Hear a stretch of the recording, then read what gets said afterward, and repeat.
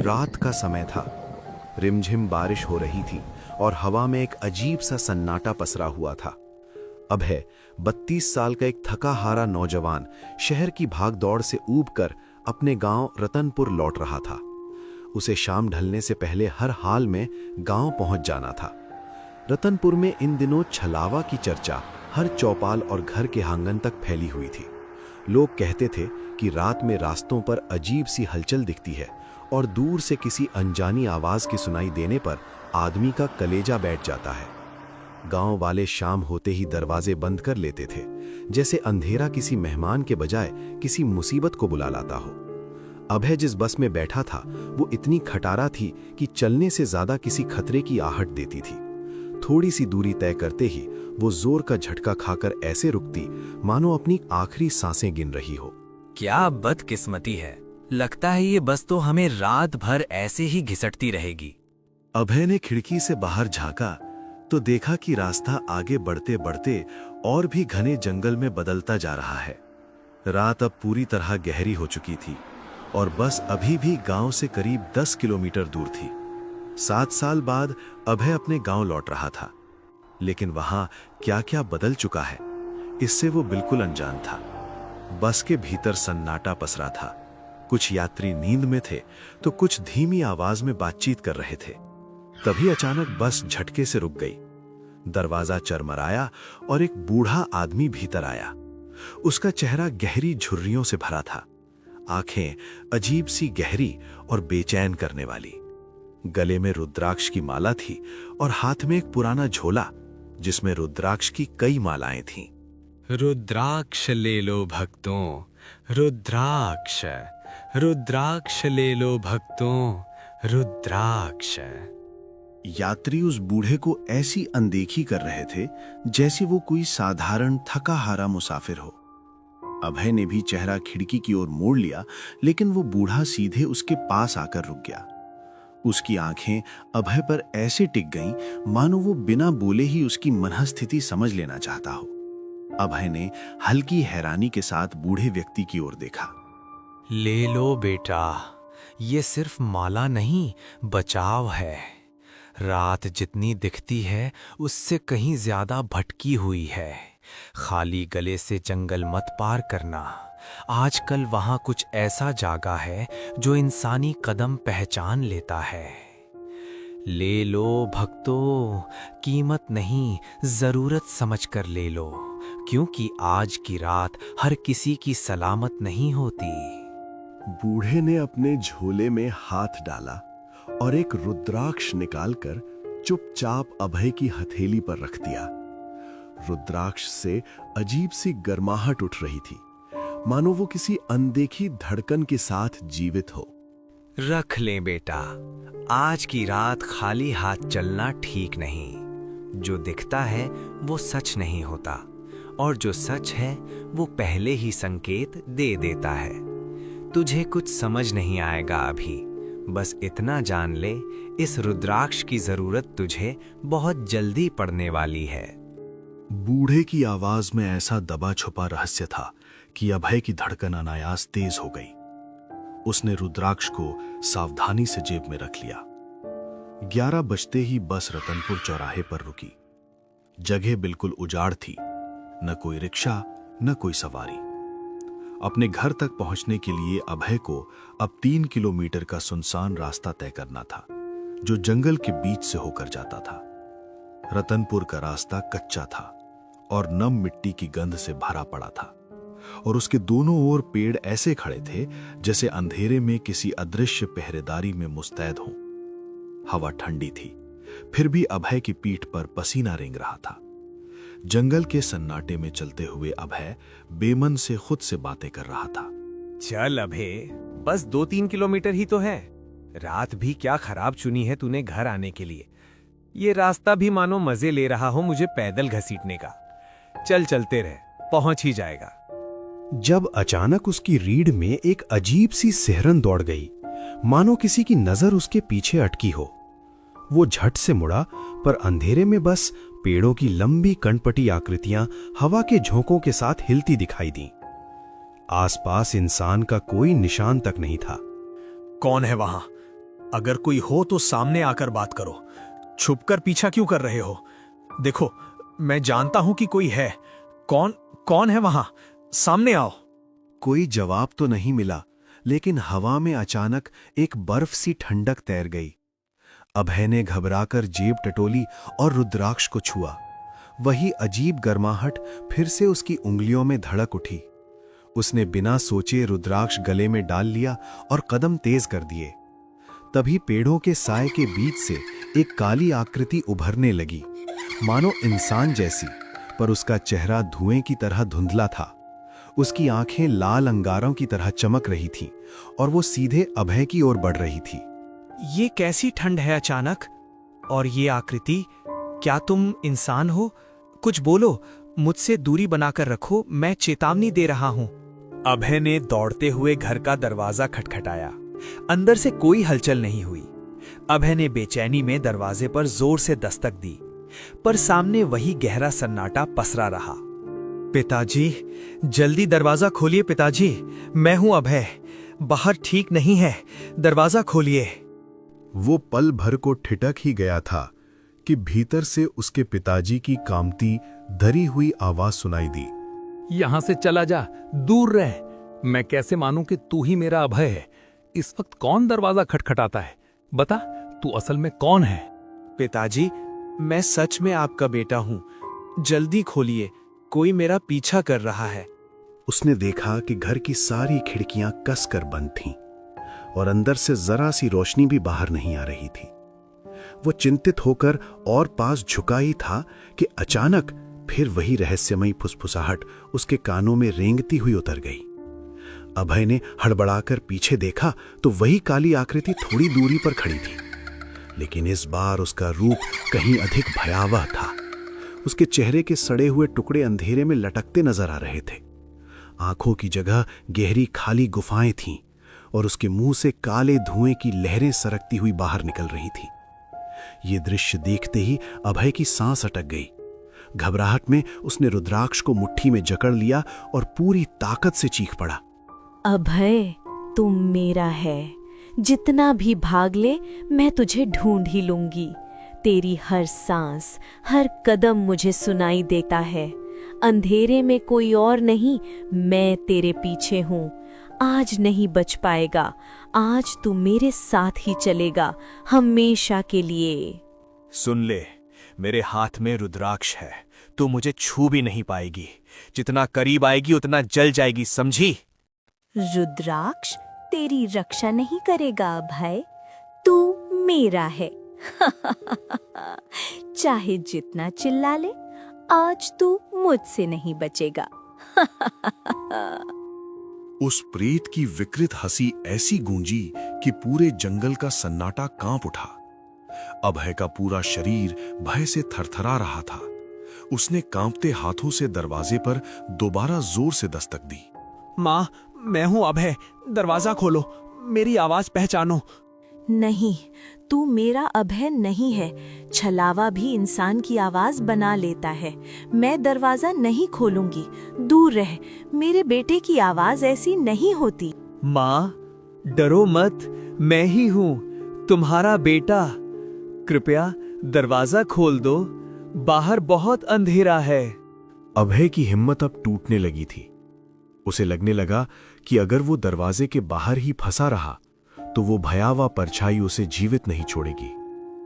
घर वाले भी शायद उसे किसी छलावे का रूप समझकर दरवाजा खोलने की हिम्मत नहीं जुटा पा रहे थे। नहीं नहीं, मैं यहां ज्यादा देर नहीं रुक सकता, वो चीज मुझे मार देगी। अगर घर वाले मुझे पहचान भी नहीं रहे तो मुझे कहीं और बचाव ढूंढना होगा।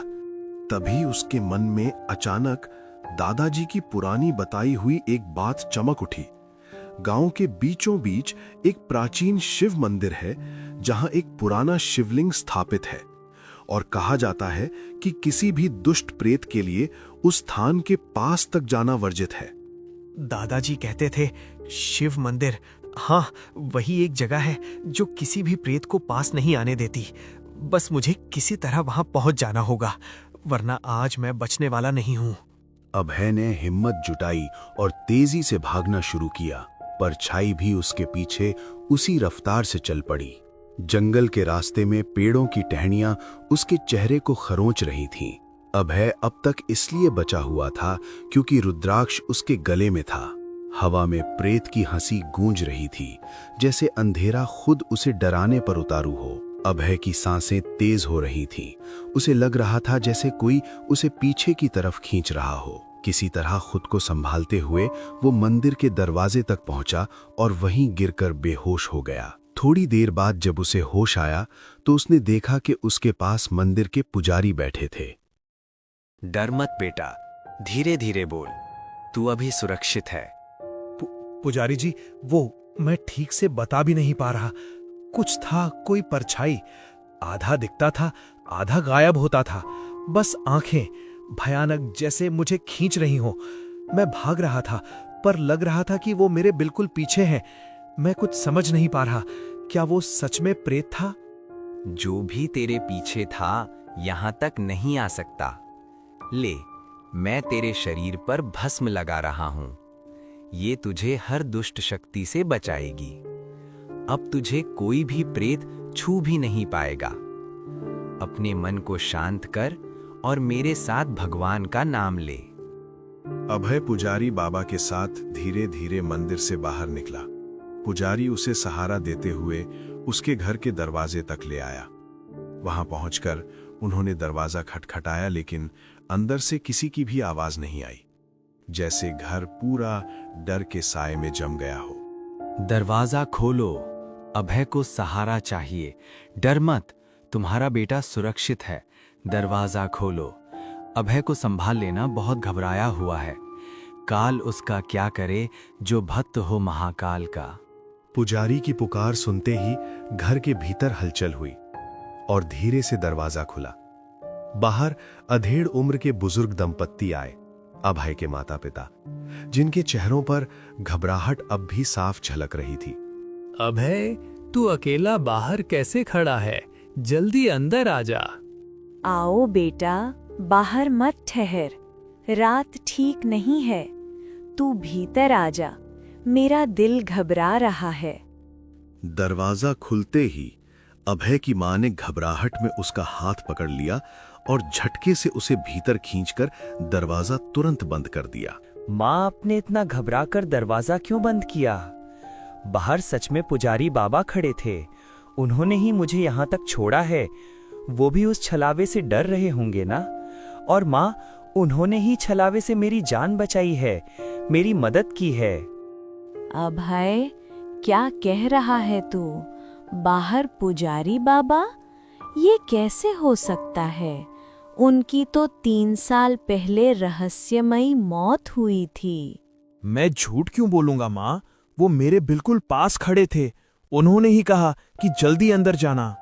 बेटा, तू मुझे डरा रहा है। वो अगर बाहर थे तो मैं उन्हें क्यों नहीं देख पाई? माँ, ये कैसे हो सकता है? मैं अभी अभी उनके साथ आया हूँ। उन्होंने ही मुझे उस छलावे से बचाया। अगर पुजारी बाबा 3 साल पहले मर चुके थे तो मेरे साथ कौन चल रहा था? और माँ, मैं तो रास्ते भर उनसे बातें करता आया हूँ। मुझे तो लगा था कि वो सच में मेरे साथ चल रहे हैं। अभय, मैं खुद समझ नहीं पा रही हूँ, लेकिन बेटा, तो बाहर जिसको देख रहा था वो इंसान नहीं हो सकता। मैं तो बस तेरी आवाज सुनी थी, वहाँ कोई दिखाई ही नहीं दे रहा था। और अगर उसने वाकई तेरी जान बचाई है तो बेटा, वो जरूर महादेव की कृपा रही होगी। मां की बात सुनते ही अभय के भीतर जैसे किसी ने जमीन खींच ली हो। उसका दिमाग सुन्न पड़ गया। वो यकीन ही नहीं कर पा रहा था कि अभी अभी जिसके साथ वो चल कर आया वो तो 2 साल पहले मर चुका था। बेटा, इस गांव में छलावा का आतंक है। वो किसी का भी रूप ले लेता है और दूसरे दिन उसकी लाश जंगल में मिलती है। माँ, जब मैंने पहली बार दरवाजा खटखटाया था तब आपने दरवाजा क्यों नहीं खोला? और जब मैंने दूसरी बार खटखटाया तब आपने अचानक खोल दिया। पहली बार जब तुमने दरवाजा खटखटाया था मैं बहुत डर गई थी। मुझे लगा कहीं तुम भी उसी छलावे का भेष न हो, इसलिए मैंने दरवाजा नहीं खोला। गांव वालों ने एक संकेत तय किया है, जो भी रात में किसी के घर आएगा उसे ये वाक्य बोलना होगा, काल उसका क्या करे जो भक्त हो महाकाल का। जब तक कोई ये नहीं बोलता हम दरवाज़ा नहीं खोलते। दूसरी बार जब पुजारी बाबा ने यही संकेत बोला तभी मुझे भरोसा हुआ कि बाहर गांव का ही कोई आदमी है और मैंने दरवाज़ा खोल दिया। माँ, आपको पता है मेरी जान पुजारी बाबा ने 2 बार बचाई है। एक बार बस में उन्होंने मुझे ये रुद्राक्ष दिया था, उसी ने मेरी जान बचाई। और दूसरी बार आज जब छलावा मुझे पकड़ लेता तभी बाबा ने मुझे अपनी ओर खींच लिया। शुक्र है भगवान का बेटा, तुम्हें कुछ नहीं हुआ, वरना न जाने क्या हो जाता। भगवान की बड़ी कृपा है बेटा, 2 बार मौत सामने खड़ी थी और दोनों बार तुम्हें बचा लिया पुजारी बाबा ने। बेटा, हमने तो जरा सा भी नहीं सोचा था कि तुम इस वक्त इतनी रात को यहाँ आओगे। अब तो मुझे पूरा विश्वास है महाकाल की नजर तुम पर हमेशा है। माँ, ये छलावा आखिर है क्या? ये हमारे रतनपुर के लोगों को ही क्यों सताता है? क्या किसी ने इसे बुलाया था या ये खुद आया है? बेटा, सच कहूँ तो हमें भी कुछ पता नहीं। गांव में कई रातों से ऐसी ऐसी बातें हो रही हैं कि कोई समझ नहीं पा रहा कि ये डर कहाँ से आया। कोई कहता है जंगल की तरफ किसी पुरानी शक्ति का जागना है, तो कोई बोलता है कि किसी ने कोई भारी गलती की होगी। लेकिन रतनपुर के लोग क्यों परेशान हैं, इसका जवाब किसी के पास नहीं। इतना आतंक क्यों फैला रखा है इसमें? अभय, हम बस इतना जानते हैं कि वो किसी का भी रूप ले लेता है और जिसकी ओर जाता है उसका बचना मुश्किल हो जाता है। इन सारी घटनाओं के बारे में मुझे भी नहीं पता बेटा, बस मैं इतना जानती हूँ कि इसका जवाब इस जगह पे जाकर पता लगाया जा सकता है बेटा। जंगल के बीच एक पुराना बरगद का पेड़ है। गांव वाले कहते हैं कि इस पूरे इलाके की भटकी हुई आत्माएं उसी पेड़ के पास बसती हैं। वहां रात में अजीब साएं दिखते हैं और हवा में किसी की फुसफुसाहट सुनाई देती है। लोग मानते हैं कि यही पेड़ इस सारे आतंक की जड़ है। अभय की समझ पर मानो धुंध छा गई थी। उसे समझ नहीं आ रहा था कि उसके साथ क्या घट रहा है। उसका मन बार बार उस प्रेत की झलक और पुजारी की रहस्यमयी बातों पर अटक जा रहा था। मां की बातें सुनकर अभय की सारी थकान पल भर में उड़ गई। उसके मन में बार बार उसी बरगद के पेड़ का ख्याल घूम रहा था। ये सब एक साथ कैसे हो सकता है? मेरा अचानक गांव आना, रास्ते में उस रुद्राक्ष वाले बाबा से मिलना, उनका मुझे रुद्राक्ष देना, फिर मंदिर में पुजारी बाबा का मिल जाना, ये सब यूं ही नहीं हो सकता। ये तो कोई साधारण इत्तेफाक नहीं है। शायद सच में भोले बाबा ने ही मुझे बुलाया है ताकि मैं इन भटकी हुई आत्माओं को मुक्ति दे सकूं और गांव वालों की मदद कर सकूं। कहीं ये वही वक्त तो नहीं जब मुझे अपने डर से ऊपर उठकर इस रहस्य का सामना करना पड़े और शायद मेरी किस्मत अब इसी बरगद के साए में मेरा इंतजार कर रही है। सोचते सोचते अचानक एक विचार बिजली की तरह उसके दिमाग में कौंधा। अभय अचानक बिस्तर से उठा और पुरानी लालटेन थामकर अंधेरे जंगल की ओर बढ़ गया। घने पेड़ों के बीच अकेले चलते हुए उसकी सांसें भारी हो रही थी। तभी दूर रास्ते के ठीक बीच में उसे एक आकृति दिखी। एक बूढ़ा आदमी जिसका चेहरा अजीब सा जाना पहचाना लग रहा था। जैसे जैसे अभय उसके करीब पहुंचता उसके रोंगटे और सख्त होते जाते।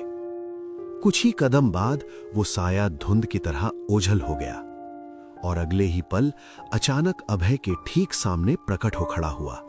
कौन हो तुम? मेरा रास्ता क्यों रोक रखा है? अभय ने महाकाल का नाम लेकर डंडा पूरी ताकत से जमीन पर पटका। जब संग में हो महाकाल तो क्या करेगा काल?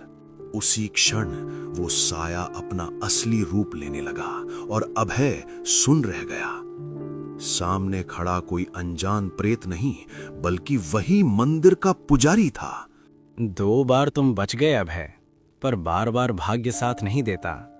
तुम वही हो? वही जिन्होंने मेरी जान बस में भी बचाई और आज उस छलावे से भी? हाँ अभय, मैं वही हूँ। 2 बार तुम्हारी रक्षा की, लेकिन अब तुम्हारा काल इंतजार कर रहा है। इस बार तुम्हें अकेले सामना करना होगा। अभय बेटा, जहां तुम जाने की सोच रहे हो, क्या तुम उनका अकेले सामना कर पाओगे? जय महाकाल। बाबा, जब मैं ये गांव छोड़कर गया था तब यहाँ की हालत ऐसी नहीं थी। आखिर इन दिनों में ऐसा क्या हो गया कि पूरा गांव इस छलावे के आतंक में जी रहा है? ये आतंक कोई साधारण नहीं है। ये बदला ले रही आत्मा है, जो अपमान और अपने खून का बदला गांव वालों से ले रही है। सुनो, जब तुम गांव छोड़कर गए थे, उसके कुछ ही समय बाद जमींदार रघुवीर सिंह, जो बड़ा ही क्रूर और दुष्ट था, उसने गांव के कई लोगों की जमीन हड़प ली। तभी गांव में एक बंजारा नाई, झुमरी, वो बहुत सुंदर थी और उसी पर जमींदार की बुरी नजर पड़ गई। लेकिन जब उसने उसकी नीयत ठुकरा दी तो जमींदार ने उसे पूरे गांव में बदनाम कर दिया। झुमरी ने सबको अपनी सफाई दी, पर किसी ने उसकी बात पर भरोसा नहीं किया और अंत में अपमान से टूटकर उसने अपनी जान दे दी। उसकी आत्मा को शांति नहीं मिली और उसने सबसे पहले जमींदार को मारा। हालांकि लोगों को लगा कि ये कोई रहस्यमयी मौत थी। तब से वो रूप बदलने वाला छलावा बनकर गांव से बदला ले रही है। एक रात जब मैं मंदिर बंद करके लौट रहा था, तब उसने मेरी भी हत्या कर दी। उसे मुक्ति तभी मिलेगी जब उसकी हड्डियां ढूंढकर सही विधि से शांति दी जाए।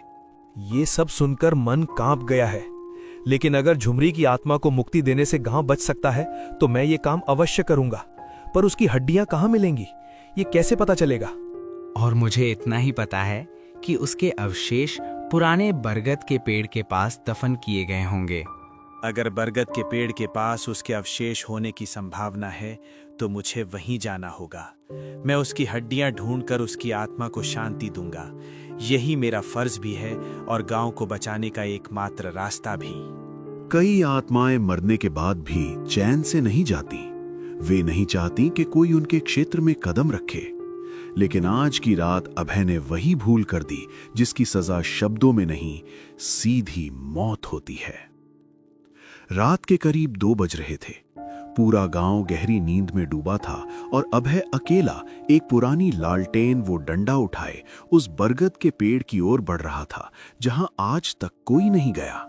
अगर बरगद के पेड़ के पास उसके अवशेष होने की संभावना है तो मुझे वहीं जाना होगा।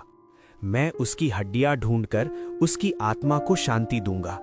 यही मेरा फर्ज भी है और गांव को बचाने का एकमात्र रास्ता भी।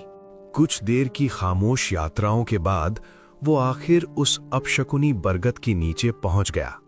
लेकिन वो आत्मा शांति नहीं, सिर्फ बधिया चाहती थी। अचानक उसकी विकराल छाया हवा में लहराई और सीधे अभय की ओर झपटने लगी। ये दृश्य देखते ही अभय का खून मानो नसों में जम गया। उसके हाथ कांपने लगे और लालटेन भय से थरथराते हुए टिमटिमाने लगी। आखिर तुम भी आ ही गए मेरे इलाके में। क्यों आए हो यहाँ? मौत ढूंढने या उसी अंजाम तक पहुँचने जहाँ मैंने बाकी सबको पहुँचाया है? मैं यहाँ मौत ढूंढने नहीं आया, मैं तुम्हें मुक्ति देने आया हूँ। तुम्हारा दुख, तुम्हारा अपमान, तुम्हारी पीड़ा मैं सब समझता हूँ। गांव वाले भले न समझ पाए हों, लेकिन मैं तुम्हें शांति देने आया हूँ। अगर तुम चाहो मैं तुम्हारी आत्मा को मुक्त कर सकता हूँ, ताकि तुम्हारी ये भटकन, ये क्रोध खत्म हो सके। मुझे मुक्ति देने? तुम? ये गांव बचेगा नहीं, कोई नहीं बचेगा। जिसने मुझे धोखा दिया, जिसने मुझे अपमानित किया, मैं सबका विनाश करूंगी। और तू? आज तो तू भी नहीं बचेगा। तू भी आज यहाँ से वापस जिंदा नहीं जाएगा। याद रख, ये रात तुम्हारी आखिरी रात है अभय। आत्मा गुस्से में पागलों की तरह चीखने लगी और उसकी वो भयावह चीख पूरे जंगल में गूंज उठी। ये रुद्राक्ष, इसे दूर कर, फेंक दे इसे। ये मेरी आग को जलाता है, मेरी शक्ति को कमजोर करता है। हट, इसे अपने गले से उतार। सुन रहा है ना तू? इसे अभी फेंक दे। ये पवित्र माला मेरी आत्मा को दहका रही है, मुझे अपने पास आने ही नहीं दे रही। अगर थोड़ा भी जीना चाहता है तो इस रुद्राक्ष को तुरंत फेंक दे, वरना मैं तेरे शरीर को चीर कर रख दूंगी। डर के मारे अभय लड़खड़ाकर जमीन पर गिर पड़ा। उसी झटके में उसके गले की रुद्राक्ष माला टूटकर दूर जाकर गिर गई। अगले ही पल वो प्रेत बिजली सी गति से उसके पास आ पहुंचा और उसे पकड़कर जोर से हवा में उछाल दिया। अभय जा गिरा ठीक उसी जगह जहां झुमरी की लाश कभी फेंकी गई थी और उसके बचे हुए कंकाल अब भी पड़े थे। घबराहट में अभय फौरन उछलकर खड़ा हो गया। अभय घबराहट में कांप रहा था। उसके पास अब सिर्फ लालटेन ही बची थी। आज तो मेरी मौत तय है। मेरी माला भी पता नहीं कहां गिर गई। अब मुझे कौन बचाएगा? वो रुद्राक्ष की माला को इधर उधर पागलों की तरह खोज रहा था कि तभी उसकी नजर पास पड़ी बिखरी हुई हड्डियों पर जा टिकी और वो तुरंत समझ गया कि ये उसी प्रेत के अवशेष हड्डियां हैं। लालटेन अभी भी उसके हाथ में जल रही थी और अचानक आई हिम्मत के सहारे उसने वो लालटेन सीधी उन हड्डियों पर फेंक दी। पलक झपकते ही हड्डियां आग पकड़कर राख में बदल गईं और उसी के साथ झुमरी की व्याकुल आत्मा को शांति मिल गई। गांव की कई भटकी आत्माएं भी मुक्त हो गईं। भय और थकान से टूटा अभय वहीं बेहोश होकर गिर पड़ा। उधर रात बीतते बीतते अभय की मां को पता चला कि वो घर पर नहीं है, तो सुबह होते ही उसके माता पिता गांव वालों को साथ लेकर जंगल में उसकी तलाश में निकल पड़े। काफी देर खोजने के बाद वे उस बरगद के पेड़ तक पहुंचे और दहशत में भर गए। अभय वहीं मिट्टी में लटपट बेहोश पड़ा था। गांव वालों ने तुरंत उसे संभाला और उसे झकझोरकर होश में लाने की कोशिश की। बेटा, मैंने तुम्हें रात को बाहर जाने से रोका था, फिर तू अकेला इस डरावने जंगल में क्यों आ गया? पता है हम कितने डर गए थे। अगर तुझे कुछ हो जाता तो हम क्या करते? क्यों आया था तू यहाँ अभय? मैं उस छलावे को मुक्त करने आया था। अब उसे मुक्ति मिल गई है। अब गांव में किसी को कोई परेशानी नहीं होगी। अचानक पीछे घने जंगल की दिशा से एक विचित्र आवाज गूंजी। सबने मुड़कर देखा तो बरगद के पेड़ की आड़ में पुजारी बाबा की आत्मा प्रकट खड़ी थी। उनकी आंखों में गहरी शांति थी, पर इस बार वे मौन नहीं थे। हल्की हवा के साथ उनकी आवाज गूंजी। अभय, तुम्हारे जज्बे ने वो कर दिखाया जो पूरे गांव की ताकत भी नहीं कर पाई। झुमरी की आत्मा अब मुक्त हो चुकी है। उसका दर्द, उसका क्रोध सब समाप्त हो गया। आज से रतनपुर पर कोई अभिशाप नहीं रहेगा। तुम सब सुरक्षित हो और ये सब अभय के साहस की वजह से संभव हुआ है। उसकी हिम्मत ने कई भटकती आत्माओं को शांति दिला दी है। अब मेरा कार्य भी पूरा हुआ। ये कहकर बाबा की धुंधली आकृति धीरे धीरे हवा में घुलने लगी और पलक झपकते ही पूरी तरह विलीन हो गई। दोस्तों, आपको हमारी वीडियो कैसी लगी कमेंट में जरूर बताना। और हाँ, एक बात भूल गया, वीडियो को लाइक, शेयर एंड हमारे चैनल को सब्सक्राइब जरूर करना। और आगे किस टॉपिक पे वीडियो देखना चाहते हो जरूर बताना। मैं घर जाता हूं, नहीं तो कोई भूत आ जाएगा। तब तक के लिए बाय बाय।